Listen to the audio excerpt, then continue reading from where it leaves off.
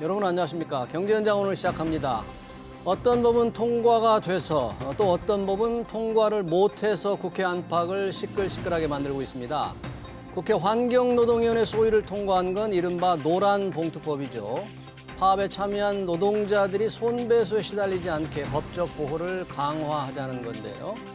여당은 물론 재개와 정부 역시 강하게 반대하고 있는 만큼 최종 입법까지는 험로가 예상됩니다.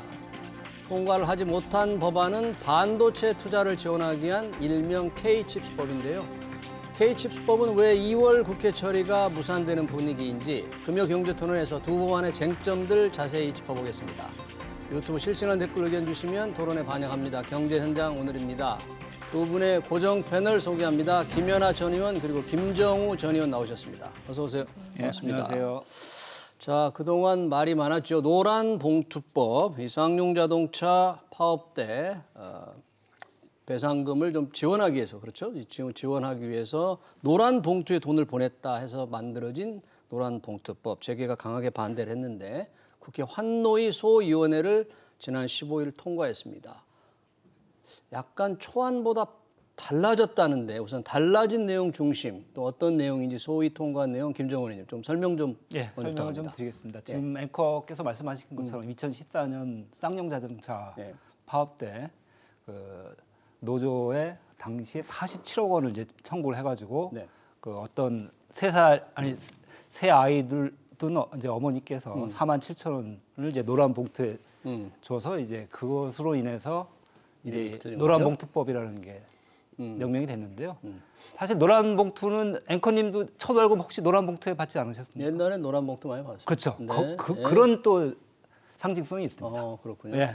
그래서 2014년에 그러한 운동이 일어나서 2015년에 당시 새정치민주연합에서 그 노란봉투 법안을 이제 발의를 했습니다.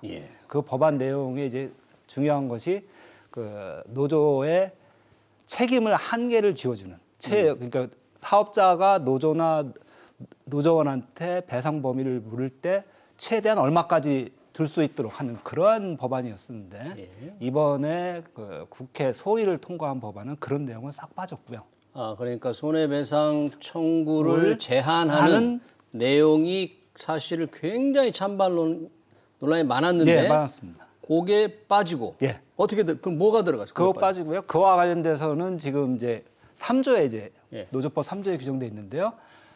그 노조원들의 개별적으로 이제 참여도가 다를 거 아닙니까? 그렇죠. 쟁의행위 참여하는 정도, 폭력행위 정도가 다르죠. 다를 거지 않습니까? 그래서 그 노조별로 귀책 사유의 기여도에 따라서 그 개별적으로 책임 범위를 법원이 정해야 된다. 이렇게 규정을 해놨습니다.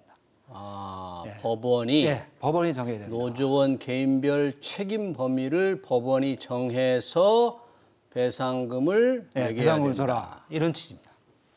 어떤 의미가 있습니까? 그러니까 기존에 지금 보시면 부진적 연대 참여라고 그래서 노조원들이 이렇게 하면 예를 들어서 2명의 노조원이 있다 그러면 그걸로 인해서 손해가 발생을 하게 되면 예를 들어서 100억이 발생했다 그러면 각각 100억씩 원칙적으로 다 이제 해서 전체를 이제 결제를 해야 되는 건데 변제를 해야 되는 건데 이번 건 같은 경우에 이제 그렇게 되면 법원이 그럼 그 노동자 둘에 대해서 책임 범위가 어떻게 되는지 판단을 해서 한 사람은 70억, 한 사람은 30억 이런 식으로 이제 배상 범위를 정하도록 한 겁니다. 이 바뀐 의미가 뭔지 영향이 뭔지 조금 이따 이제 토론을 하기로 또 하고 또 하나가 이제 또 2조가 이제 바뀐 게 있는데요. 2조는 이제 사업자의 범위를 사용자의 범위를 정해놓은 겁니다. 사용자는 기본적으로 노사 근로계약 관계를 맺는 사람으로 하고 있는데 이번에 이제 거기 단서 조항을 써서 근로계약 당사자가 아니더라도 근로자의 근로 조건에 대해서 실질적이고 구체적으로 지배 결정을 할 수 있는 자를 포함하는 걸로 해놨습니다. 근로계약 당사자가 아닌데. 아닌데. 그러니까 구체적으로 좀 말씀드리면요. 그러니까 원청이 있고 하청 노동자가 있지 않습니까? 이제 CJ 같은 경우에 CJ 대한통운 같은 경우에 대표적인데. 그러면 CJ 대한통운 같은 경우에는 CJ 본사가 있고 하청 업체가 한 200여 개 정도 됩니다. 그리고 그 밑에 각각의 자회사별로 한 10명씩 정도의 노동자들이 있습니다. 네. 근데 이 노동자들이 그 물건을 어디서 가져오느냐? 그 자회사에서 가져오는 게 아니에요. 본청에 가서 가져와서 본사에 가져와서 하거든요. 예. 그러니까 근로 조건을 기본적으로 CJ 대한통운 본사에서 이제 정합니다. 이런 경우에 그러면 이러한 하청 노동자들의 교섭 대상자를 자회사가 아니라 이 본청에서 할 수 있도록 법률로 규정한 겁니다. 근데 이 법률로 규정한 것은 그동안 그 대법원이라든지 그 다음에 그 정부의 중앙노동위원회가 있습니다. 거기서 계속 판례로, 심결례로 이제 규정되어 온 것을 그 문구, 대법원의 문구를 그대로 따서 실질적으로 구체적으로 지배 결정할 수 있는 사례 그런 것으로 한 겁니다. 그래요? 네. 두 가지 지금 말씀해 주시는 게 노조의 불법 정의에 따른 노조에 대한 손해배상 청구 소송을 금지하기로 한 초안은 빠지고 법원이 개별적인 책임을 좀 정하도록 한다는 게 들어갔다는 얘기고 또 사업자의 범위를 확대해서 하청기업의 노동자가 원청 기업을 상대로 쟁의 행위를 벌일 수 있게 됐다는 내용이네요. 예, 근데 원청 기업 중에서도 다 모든 원청 기업이 아니고 그 계약간 근로 조건을 실질적으로 구체적으로 관여하는 기업만 실질적이고 그렇습니다. 구체적으로 하청기업 노조에게 일을 할 수 있게 네. 지정하는 네. 그렇게 한정돼서 하는 겁니다. 옅은 쟁의 행위를 할 수 있는 대상이 늘어난 셈인데 그렇죠? 거꾸로 네. 쟁의를 하는 대상도 늘어났지만 네. 사업주의 입장에서 보면 네. 그 노조의 행위로 인해서 손해를 볼 경우에 원청업체가 그러니까 하청의 근로자한테 손해배상을 청구할 수 있는 근거도 명확히 마련된 거죠. 사업자의 범위를 이렇게 되니까. 네. 사실 이 노란봉투법 얘기 나올 때부터 재계에서는 뭐 불법 파업을 조장한다는 그런 강한 불만이 좀 있었거든요. 일부 조항이 좀 바뀌기는 했는데 우리 김 의원님 보시기에는 어떻게 생각하세요? 글쎄요, 뭐 요란한 잔치집에 먹을 거 없다는 생각이 들 정도로 지금 이제 저희가 밖에서 언론 보도를 본 것보다는 지금 예. 김정우 전 의원님이 설명하신 걸 보니 네. 뭐 핵심적인 내용들은 좀 생각보다 다소 완화되거나 비껴갔다는 생각이 듭니다. 예. 근데 이제 이것에 대해서 재계가 우려를 표현했던 그 근본적인 원인을 보면 지금 이제 노조들의 불법 파업 행위나 또는 뭐 합법적인 파업 행위라는 것에 규정해서 합법적인 조건을 갖고 파업을 쟁의를 하는데 사실 거기에 보면은 뭐 정권 퇴진이라든가 굉장히 정치적 발언들이 들어가 있어요. 예. 네, 그러면 사실 그거를 우리가 합법으로 봐야 되는가? 저는 정부의 입장에서도 마찬가지고 이 합법 파업에 대한 부분에 있어서 조금 더 포괄적인 해석보다는 굉장히 경직된 해석을 하고 싶어하는 분명한 요인들이 저는 노조에서 제공했다고 보고 있습니다. 네. 네. 그리고 또 이제 얼마 전에 있었던 대우조선해양과 같이 이제 하청업체 고용자들 같은 경우에는 이런 쟁의라든가 예. 또 원청 업체하고의 어떤 교섭력에 있어서 여러 가지 많은 불이익을 받았기 때문에 이제 그 부분을 어느 정도 좀 구제해 주려고 하는 노력들이 좀 들어간 게 아닌가라는 생각이 드는데요. 예. 뭐가 됐든 하여튼 이 법에 대한 어떤 실질적인 효과나 이런 것들에 대한 대국민 뭐 설명이라든가 이해보다는 이 법이 갖고 있는 상징성만 갖고 지금 약간 예. 서로 정쟁이 오가고 있어서 예. 본질이 제대로 평가받지 못하는 부분에 대해서는 좀 안타깝게 생각을 하고 있고요. 예. 그런 측면에서 지금 뭐 야당이 사실상 과반수를 넘게 점하고 있는데 예.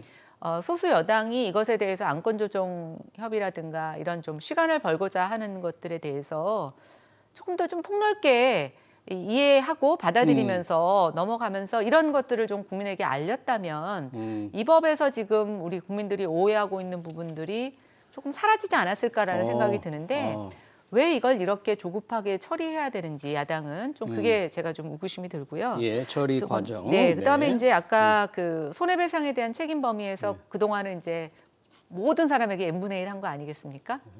그렇죠? 네. 노조 불법 행위로 뭐 판단이 N분이라는 되면 이제 대상자를 개별적으로 전체를 다 물린 거죠, 사실은.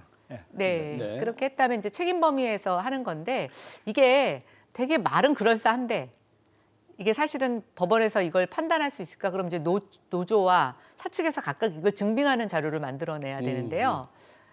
이게 우리가 이제 노조 행위를 할 때마다 카메라와 이제 엄청나게 영상 장비를 띄워가지고 서로 일명 채집을 하기 위한 경쟁이 일어나지 않을까라는 생각이 들어서 예. 글쎄 그것에 대한 답이 이걸까? 오히려 당초에 얘기했던 것처럼 손해배상액에 대한 상한 캡을 씌우는 것이 더 현실적으로 맞는 내용이 아니었을까라는 생각이 드는데 예. 결국 급하게 이 법을 지금 처리하려는 과정에서 좀 저는 글쎄요 엉뚱한 대안이 들어간 게 아닌가라는 생각을 해봅니다. 네, 지금 몇 가지 이제 말씀해 주셨는데 우선 절차에 관해서는 현재 환노위 안건조정위원회를 열어서 안건 조정이 네, 야당이 이 관련 소위에 통과시킨 거를 통과시켰습니다. 이 안건조정위원회는 뭔가 여당으로서는 막고 싶었는데 불가항력인 건가요? 그럼 그런 어떤 거죠? 안건조정위원회가 아마 오늘 예, 열릴 예정인데요. 네. 아마 6명으로 지금 구성되도록 돼 있어서 네. 민주당이 이제 세성을 또 차지할 것 같아서 그거 아마 통과될 것 같고요. 의결이 됐다고 나왔습니다. 아 그래요? 네, 의결이 이런 됐다고 법법 왔습니까? 네. 안건조정위에서 의결이 됐다. 여당이 저항을 했지만 야당의 수로 눌렀네요. 근데 이거 그동안의 이제 심사 과정을 보면 예. 법안 관련해서 이제 국회 차원에서 입법공청회를 작년 11월에 했습니다. 그리고 어제 소위에서 이제 통과시켰는데 그동안 소위를 보통 이제 의원님도 아시지만 한 번만 이렇게 하는데 이건 4번씩 걸쳐서 했어요. 예. 근데 그동안에 이 법안 내용에 대해서 아까 제가 설명드렸지만 아직도 많은 국민들께서 저 의원님 말씀하신 것처럼 전체 손해배상에 대해서 캡을 씌우는 걸로 오해를 하고 계세요. 그러니까 손해배상 청구를 제한 두는 것으로 오해를 하고 계신데 이 정도로는 제가 볼 때 굉장히 합리적인 법안인 것 같아요. 소위를 통과하는 법안은 합리적이다. 네, 이 정도면 굉장히 합리적이고요. 한 가지 궁금한 게 이 소위를 통과한 법안에서 법원이 개별 노조원들 불법 행위에 가담한 개별 노조원의 책임을 구체적으로 나눠서 묻게 돼 있는데 그러려면 네. 기업이 손해배상을 청구를 할 때 네. 개인의 손해배상액을 다 나눠서 입증을 해야 먼저 해야 되는 거 아니에요? 아, 그건 청구할 때는 그럴 필요는 그럴 없고요. 필요가 왜냐하면 없어요? 법문이 아예 법원은 개별적으로 이제 배상 범위를 정해야 된다. 이렇게 하여한다. 이렇게 돼 있거든요. 그러니까 법원이 직권을 해야 됩니다. 그러니까 기업이 청구할 때는 우선 전체적으로 손해를 얼마 봤다. 예. 그리고 그 노조원에 참여한 사람들은 노조원하고 누구다, 노조 몇 명이다. 누구누구다 이 정도만 해서 하면 법원이 직권으로 이건 조사를 해야 됩니다. 법원의 의무사항입니다. 법원이 조사를 한다. 물론 그 과정에서 뭐 체증이라든지 그런 거는 뭐 평소에 다 하는 거니까 그걸 해서 이제 하지만 그러면 법원이 직권을 조사한다는 얘기는 그거에 대한 소위 비용이라든지 그것도 다 법원이 이제 원칙적으로 부담해야 된다는 얘기고요. 그렇군요. 네, 그럼 그러니까 이 개별 책임 인정, 법원의 의무 인정한 것과 처음에 한 법안과는 지금 내용이 조금 달라진 점은 분명하네요. 소위에서. 그러게요. 네. 네. 알려진 바는 없지만 네. 네. 이게 그렇게 나와 지금 있고요. 기업들이 지금 알고 있을 텐데 통과되고 나서 경제 단체들이 강한 불만을 표시했잖아요. 소위 통과하고 나서도 이게 기업의 경쟁력을 갉아먹는다, 일자리를 뺏는다 이렇게 주장을 했는데 다 이 법안 내용을 좀 알고 반대하고 있는 거 아닐까요? 그래서 제가 오늘 아침에 모 경제단체장님하고 통화를 했는데요. 예. 전혀 법안 내용을 모르시더라고요. 소위 통과된 것만 알고 계시고. 그럴 리가. 아 진짜입니다. 제가 아침에 통화했습니다. 그래요? 그 예. 경제단체장 누굽니까? 아이, 그렇게 그건 중요한 법안을 아니, 모르고 그거 있다니. 말씀드린 건 곤란하고요. 근데 이제 그분 말씀이 아니 그 아직도 그 손해배상액의 상한선을 정해놓은 걸로 제한하는 것으로 아직도 오해를 하고 계셔서 제가 이런 내용을 법안 설명드렸더니 그래요. 저도 알아보겠습니다. 이렇게 말씀을 하시더라고요. 그래서 예. 이 법안에 대해서 제대로 설명이 안 된 건 사실 이제 국회의 책임입니다. 그건 국민께 제대로 설명을 드리고 이해를 구해야 될 것 같고요. 지금 이 정도 법안이면 저도 이제 공무원을 해봤습니다만 그 재계나 여당에 염려하는 그러한 그 부작용은 나올 것 같지 않고요. 도리어 야당 측의 주장 아닙니까? 지금 말씀하시는 건 야당 아니, 쪽에서 그러니까 여당 좀 공정한 주장 아닌 거 아니에요? 근데 이제 도리어 역효과 노조 입장에서 보면 역효과가 나올 수도 있어요. 왜? 어떤 점이냐면 그 노조 참여자들의 배상 범위를 참여도에 따라서 기여도에 따라서 개별적으로 정하도록 돼 있어서 그러면 노조원 입장에서 보면 자신이 불법 행위에 대해서 책임을 덜 묻고 싶으면 노조 행위를 할 때 불법 행위에 대해서는 자기가 빠지려고 자꾸 할 유인이 생깁니다. 그래서 투쟁 강도, 불법 행위 가담 정도가 낮아질 수 있다 그런 그렇죠. 겁니까? 불법 행위 가담 정도가 낮아질 유인이 폭력 행위 생기죠. 이런 게? 네, 그렇죠. 그럴 가능성이 있어서 이거는 좀 이 부분은 또 노조 측에서 지금 모르는 것 같아요, 아직. 예, 저는 재계와 노조가 좀 다 알고 있을 거라고 생각을 합니다만, 근데 그거 말고 이 쟁의 대상의 사용자의 범위를 넓혀서 하청기업 노동자가 원청의 이 어떤 물론 업무를 구체적으로 지배하는 경우이긴 하지만 쟁의 대상으로 허용한 거, 이건 상당히 좀 그 많은 논란이 있지 않겠어요?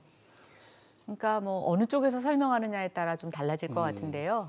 실질적인 사용자이기는 하지만 여러 가지 지금 뭐 우리나라 노동 정책, 고용 정책에 의해서 사실 이거는 편법으로 이렇게 이런 현상이 벌어지고 있는 것 아닙니까? 그러니까 하청의 회사를 만들고 맞아요. 또 거기에서 노동자를 고용하는 경우는 과거에는 사실은 본청에서 다 고용했던 인력들일 거예요. 근데 이제 우리가 해고가 어렵고 또 노사분규가 굉장히 강력해지면서 사실은 별도의 하청회사를 만들고 거기서 주는 경우도 많이 있습니다. 이건 이제 산업이나 회사마다 기업마다 좀 다르지만 그래서 이제 제가 우려하는 건 그로 인해서 선의의 피해자들이 있죠. 그래서 이걸 지금 막겠다고 사실은 그 범위를 넓혀놨는데 과연 이게 이런 식으로만 흘러갈 것이냐. 저는 또 다른 편법이 일어날 수도 있다는 생각이 듭니다. 그래서 제가 이제 좀 안타까운 건 여당이 이제 안건조정위원을 또 회부했다는 얘기는 요청을 했다는 얘기는 시간을 좀 벌자는 거죠. 근데 이게 어느 순간 안건조정위에 이게 회부되면 사실은 좀 숙려 기간을 가지면서 서로 고민도 하고 또 다른 법하고의 서로 맞디를 얘기할 수도 있어요. 그러니까 예를 들면 이게 이제 노동자나 근로자에 대한 권익 보호라면 또 한편에서는 기업의 어떤 뭐 규제를 완화한다거나 또 이런 것들을 같이 우리가 그 상생의 규제로 맞디를 할 수 있지 않습니까? 이제 저희가 좀 이따 얘기하게 되는 그 반도체 투자 부분에 대해서 세액공제 확대해 주는 그 부분 같은 경우인데요. 숙려 기간을 가지면서 사실은 지금 K칩스법도 지금 계속 대기업 특혜라는 것에 발목이 잡혀서 꼼짝도 못 하고 있습니다. 그러면 사실 이걸 두 개 같이 병합을 해서 노동자의 권익도 보호해주고 대신 기업의 좀 투자 걸림돌도 좀 풀어주자라고 해서 국회가 대승적 차원에서 좀 뭔가 큰 성과를 이루면 얼마나 좋겠어요. 그런데 제가 요즘 보면 국회에서는 조종자는 없고 전부 국지전적으로 전쟁하는 병사들만 있는 것 같아요. 근데 결국은 이게 여야의 싸움이 아니라 또는 자기네들이 대변하는 어떤 기득권층의 싸움이 아니라 국가 경제를 위한 거라면 사실은 여야가 없어야 되고 저는 이것에 있어서는 큰 통합 또는 같은 의견 일치가 있어야 되는데 왜 우리 국회에서는 그런 모습은 보이지 않은가라는 생각이 들어서 오늘 이 두 법에 대해서 논의를 하면서 저는 그 부분이 되게 안타까운 것으로 생각이 됩니다. 네, 듣고 보니까 지금 안건조정위원회라는 게 다수당의 일방 처리를 막기 위해서 여야가 머리를 맞대고 수기를 좀 오랫동안 하라 이런 취지인데 열자마자 막 의결을 하니까 뭐 안건조정위원회 형식적인 거네요. 지금 보니까. 안 그렇습니까? 지금 당의 국회 구조가 이제 그렇게 돼 있는데요. 또 거꾸로는 그러니까 법안을 처리하기 위해서 발목 잡는 것을 또 이제 막은 그런 취지도 있고요. 그다음에 우리 김 의원님 말씀하신 대로 이제 K칩스법하고 같이 뭐 병행 처리하는 것도 이제 좋은 의견이긴 하신데 이 법안은 그렇게 쟁점이 있거나 그런 법안이 아닙니다. K칩스법, 반도체 시설 투자에 대한 세액 공제를 투자 금액의 뭐 그렇게, 대기업 15%까지 늘려주자는 법. 왜 쟁점이 많지 않아요 지금? 우선 이것도 좀 스토리 좀 말씀드리면 지금 현재 그러니까 작년까지는 그 세액 공제율이 6%였어요. 6%였어요. 근데 작년에 7월에 산업자원부 주관으로 이제 범정부적 반도체 지원 대책을 발표하면서 8%로 올리자, 확대하자. 그렇게 정부에서 발표를 했고요. 그다음에 정부에서 세법 개정안을 연말에 낼 때도 8%를 가져왔어요. 8%로 통과가 된 거죠? 8% 통과가 됐는데 그 당시에 야당인 민주당은 10%로 올리자, 더 올리자, 정부하고 더 올리자고 했어요. 10%로? 그런데 국민의힘은 20%로 올리자고 했어요. 그런데 그럼 야당이 또 이거 정부안보다 더 세게 깎아주자고 한 거예요. 그런데도 야당이. 정부가 주장하는 안대로 8%로 하기로 했어요. 그래서 이제 통과가 됐습니다. 그런데 이제 올 초에 윤석열 대통령이 이제 경로를 해서 왜 세금 고밖에 안 깎아주냐. 그래서 이거를 부랴부랴 이제 기재부에 지시를 해서 기재부에서 그러면 기본적으로 15%로 올리고 그 다음에 예전에 3년 과거 3년치보다 증가한 부분에 대해서는 또 10%더 깎아줘서 증가한 분은 좀 추가해서 더 깎아서 최대 25% 정도까지 더 깎아주자. 예. 이런 법안을 이제 이번에 가져와서 논의를 하게 된 겁니다. 네. 근데 논의 과정에서 예. 이걸 보니까 기재부가 좀 실수를 한 게 있어요. 뭐냐면 뭘 실수를 했어요? 25% 기재부의 안을 적용하려고 해보니까 실질적으로 그 반도체 대기업들이 납부해야 될 세액이 11%나 13%밖에 안 돼요. 너무 많이 깎아주다 보니까 실질적으로 너무 많이 깎아주다 보니까 11%나 13%밖에 안 되는데 이게 뭐가 문제가 있냐면 우리 그 법인세법에는 최저한세라는 게 있습니다. 최소한 그러니까 정책적으로 뭐 세액 공제라는 걸 아무리 요구해주지만 공제를 많이 해도 공제를 많이 깎아줘도 세금을 내야 하는 네. 비율이 있는데 그게 17%예요. 17%예요? 네. 그런데 지금 정부가 이번에 반도체에 대해서 세금 깎아주는 걸 적용해 보니까 17%보다 더 낮은 13%나 11%예요. 그러니까 정부에서 깎아주고 싶어도 못 깎아주게 생긴 거예요.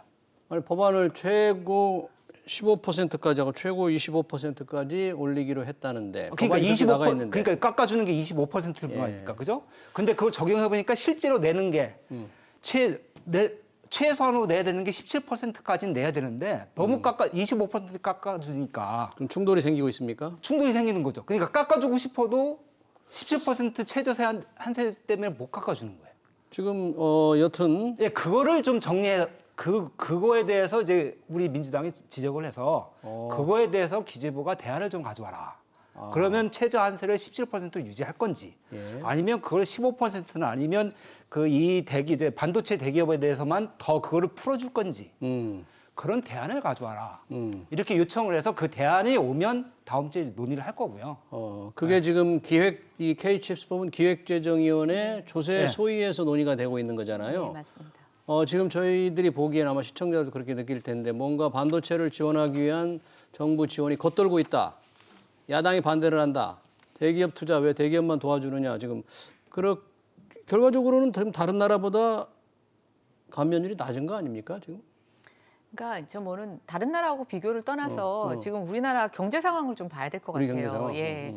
삼성전자의 지금 당기 순이익이 사실은 올해는 작년에 반토막이 될 것으로 예상을 하고 있습니다. 그리고 지금 반도체가 전 세계적으로 굉장히 지금 위기에 당면해 있는데요. 어떤 새로운 모멘텀이 돼서 반도체의 수요가 뭐 늘어날 수도 있겠습니다만 뭐 그런 측면에서 일부 지금 대기업에서는 이 불황에서도 반도체에 대한 투자를 늘려가고 있습니다. 그렇죠. 근데 우리나라와 같이 이렇게 수출에 의존하고 있는 국가이고 또 우리가 무슨 농산물을 수출하는 것도 아니고 이 반도체가 굉장히 주력이지 않습니까? 그리고 어쨌든 우리나라의 어떤 산업 규모나 경제 규모로 봤을 때 독과점이라는 게 불가피합니다.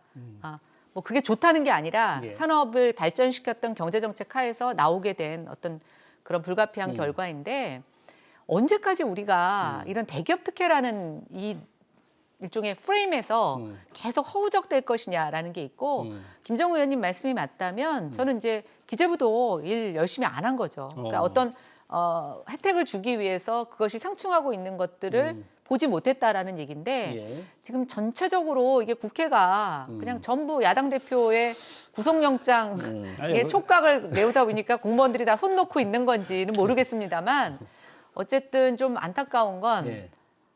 이게 국민의 삶들은 되게 절절하고 어려운데 이게 또박또박 월급 나오는 사람들은 너무나 한가하구나 제가 이런 생각이 들었고 예, 예. 아까도 말씀드리지만 뭐가 됐든 간에 민주당이 지금 야당이긴 합니다만 국회에서의 뭐 엄청난 수를 점하고 있지 않습니까? 네. 지금 야당 대표 소환한다고 막 모여서 오늘 뭐 대규모 규탄대 회의하시고 한다고 규탄대회 그랬죠? 하시고 하는데 기획재정부 일 안 하고 잘못하면 좀 모여서 규탄대회도 하시고 공무원들 좀 일하라고 야단 좀 쳐주십시오. 네. 자, 우리 김 의원님 두 가지 지적을 했어요. 하나는 이 기재부가 방금 말씀한 최저한세 17%와 세액공제 해줄 경우에 상충되는 걸 몰랐다면 기재부 공무원들을 좀 야단을 쳐야 된다는 거 하나 하고 야단 또 쳐야 하나는 됩니다. 이걸 왜 대기업 특혜로 보느냐. 대기업 특혜라고 말씀 안 드렸잖아요. 이제 많은 아니, 야당 의원들이 그렇게 보고 말씀드리지만 있으니까. 예. 아니 지난번 작년에 법안 논의할 때도 예. 기재부는 8%로 깎아주라는 걸 우리 민주당은 10%로 깎아주자고 기재부 안보다 더 깎아주자고 얘기했던 거예요. 예. 그러니까 이거에 대해서 뭐 부자 감사를 그런 얘기 안 했습니다. 예, 그리고 뭐 전혀 논의가 아니고요. 예. 뭐 정치적 배경을 갖고 이제 하거나 그런 건 전혀 아닙니다. 네, 그러면 이 K칩스법은 지금 절차가 어떻게 절차가 이건 지금 어떻게 남아 보니까 있습니까? 그 야당에서 그 예. 요구를 해서 예. 소위에서 요구를 해서 아마 다음 주에 그 기재부에서 관련 자료를 준비해 오면 그거 갖고 이제 논의를 할 겁니다. 기재위 소위에서 예, 기재위 소위에서. 예. 그러면 그리고 또 최고 세율과 아까 최저한세 문제 최저한사의 상충 문제 상충 그거 문제. 하나가 있고 또 하나는 뭐가 있냐면 예. 이번에 이렇게 세금을 깎아주는데 그러면 세수가 줄어들 게 아닙니까? 세수. 예, 그게 한 연간 3조 2천억이 돼요. 이번에. 예. 그 내년까지 하면 한 4조 2천억 정도 되는데 기재부 추계로. 네. 그러면 그 정부에서 계속 재정 적가 걱정을 하는데 그거에 대한 대책은 무엇이냐?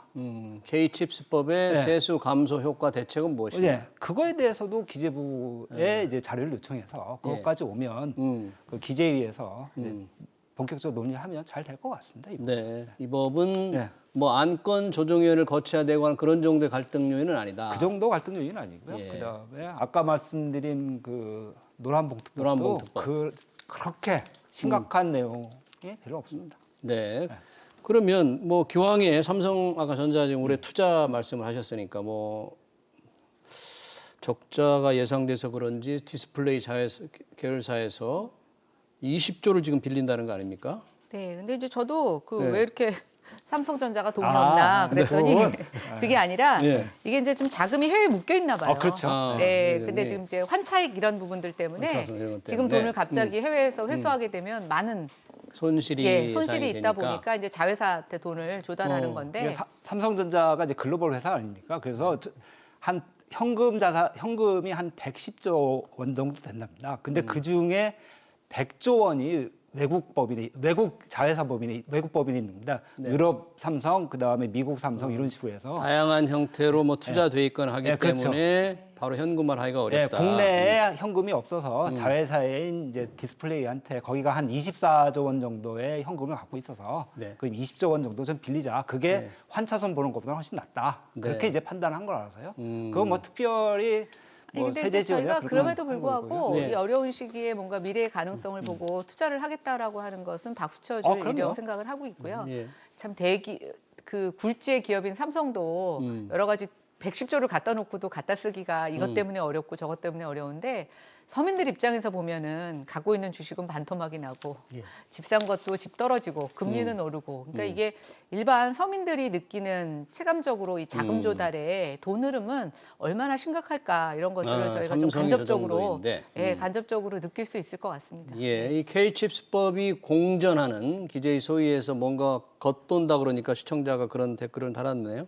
반도체가 대한민국에 얼마나 중요한지 혹시 모르는 건 아니겠죠? 이렇게. 그건 다 아는 예, 거고요. 그걸 다 아는데 왜 그래서 이렇게- 아까도 말씀드린 대로 야당인 우리 당도 10%로 감액하자. 그렇게 식으로 정부보다 더 세금을 깎아주는 그런 법안을 냈었고요. 야당은 10% 이상으로 올릴 의향은 있나요, 지금? 제가 볼 때 그거는 그 대의가 그렇게 갈 겁니다.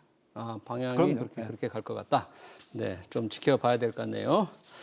네, 금요경제토론 노란봉투법, K칩스법 관련 토론 여기서 마치겠습니다. 지금까지 김연아 전 의원 그리고 김정우 전 의원이었습니다. 너무 고맙습니다. 네, 고맙습니다.